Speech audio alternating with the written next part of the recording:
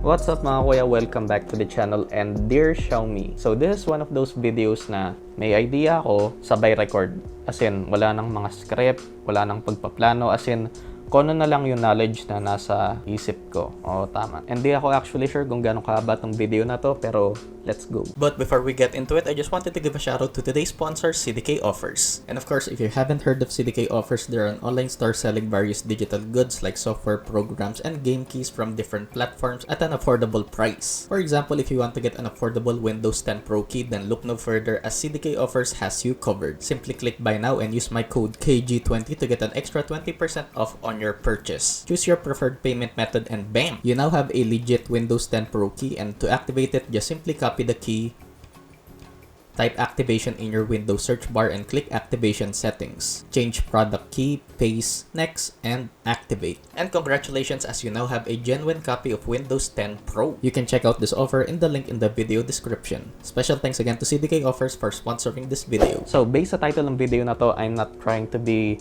controversial at all mga kuya. So this video is kind of like to praise Xiaomi. Of course, alam niyo naman na talagang Xiaomi fanboy ako. Pero of course, I still have a few things on my mind na hopefully, ewan ko, makakarating kaya sa Xiaomi to. We'll see, bahala na. At least para to sa smartphone lineup ng Xiaomi. So, alam naman natin last year, kung totoo kayo sa mga pretty much anything smartphone, na the Xiaomi Mi 10T was an insane value for under $400 US or 20,000 Philippine pesos. You're pretty much getting top-of-the-line specs. As in, Snapdragon 865 144Hz display and 5,000 mAh battery, solid camera setup, and for me, the best value smartphone last year. So, considering na medyo late na din na release into the year itong Xiaomi Mi 10T, tama ba? Yeah, medyo late into the year na na-release yung Xiaomi Mi 10T at October of 2020. And for those specs mga kuya, sobrang knockout neto for around, again, $400 US or under 20,000 Philippine pesos. Depende kung saan nyo bibilin. Pero bago yun, way before the Mi 10T was released, Xiaomi released the Mi 10, the first flagship, their main flagship. Basically, top-of-the-line specs again at Snapdragon 865 was initially released with a price tag of $600, which is not bad by any means considering that pretty much every flagship smartphone of 2020 costs $800 to over $1,000. Like for me, that's still insane. A smartphone costing $1,000 or 50,000 Philippine pesos. Yeah, maybe unless it has some kind of crazy feature like, again, foldable phones. But that's a topic for another video. So the focus of today, of course, is Xiaomi nga. And they've done a really great job, like with pretty much every phone they've released. Although, medyo nag-alala ako, hopefully pagpatuloy lang neto ng Xiaomi. Like, hindi sila maging OnePlus. Sa mga hindi nakakaalam, OnePlus started up with the OnePlus One, which is, I guess you could say, a flagship killer back then when it was released with top-of-the-line specs at $300. Top-of-the-line spec smartphone for $300 back then. That's insane. And as the years went by, unti-unti nag-creep up ang prices ng mga OnePlus phones. So if I'm not mistaken, around $800 na ata ang top-of-the-line or flagship phone ng OnePlus ngayon. Wala akong masyadong balita dun ngayon. OnePlus 80 ba? 80 Pro? I'm not sure. Pero yun, hopefully nga pagpatuloy nga lang ng Xiaomi to, like, they won't become na live long enough to become the villain. Like, talagang Xiaomi is the only company right now, at least in my opinion, that's offering the best value smartphones. Best budget smartphones or kung ano man gusto nyo itawag. Basta value. Budget and value is the name of the game pagdating sa Xiaomi. And yung recent lang na na-release na flagship smartphone ng Xiaomi, which is the Xiaomi Mi 11 for, again, still $600, around $600 US.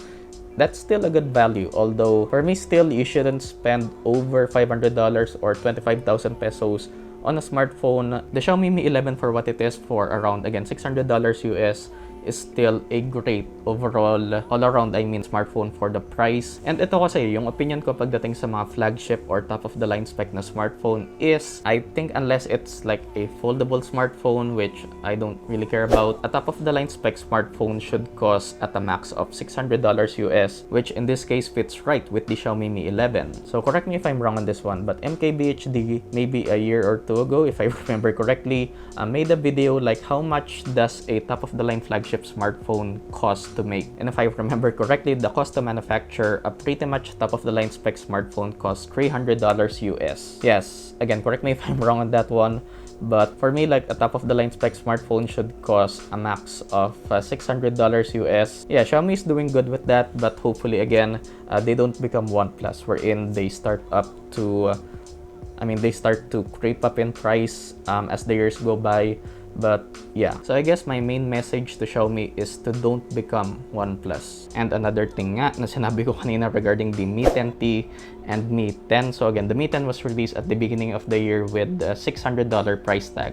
The Mi 10T was released with a $400 price tag for top-of-the-line specs. So going into my second thought or opinion regarding Xiaomi is I think they're releasing too many smartphones. And if you remember, almost by the end of 2020, they released the Poco M3 with these specs. And recently, they released the Redmi 9T with these specs. So basically, these two are the same phones, but with a 6GB option, an additional camera, and a different exterior look. And the notable thing here is that they're both the same price. Although, yeah, you get more with 6GB of memory, but with a chipset like this, you're not really getting more out of 6GB of memory with an entry-level chipset. And as much as I want to buy and review the Redmi 9T, I feel like I'm reviewing basically the same phone. So yeah, and going back again to the Mi 10 and Mi 10T, I get that it's kind of like a marketing strategy like what OnePlus does with their smartphones, but it's kind of useless in this case for their budget smartphones. So for me, just make like a better version of your budget smartphone, at least for me. So I think Xiaomi is releasing too many smartphones in a short amount of time. But for the most part, Xiaomi is doing a good job with their smartphones. They again offer, for me, the best value smartphones in the market right now. And as of now, dear Xiaomi, continue what you're doing a great job. So yeah, and yeah, hopefully you guys like this video. So leave a like if you did, of course, dislike if you feel like you have to. Consider subscribing and hit the bell icon to be updated on my latest videos. As always, the good stuff, use my Shopee, Lazada, or Banggood affiliate link if you're buying anything from them. It helps me out a lot. Like my Facebook page for other posts and updates that I don't post on YouTube, and watch me on my Shopee lives where I talk about pretty much anything. As always, stay safe mga kuya. Thanks for watching, and I'll see you guys in the next one. Peace.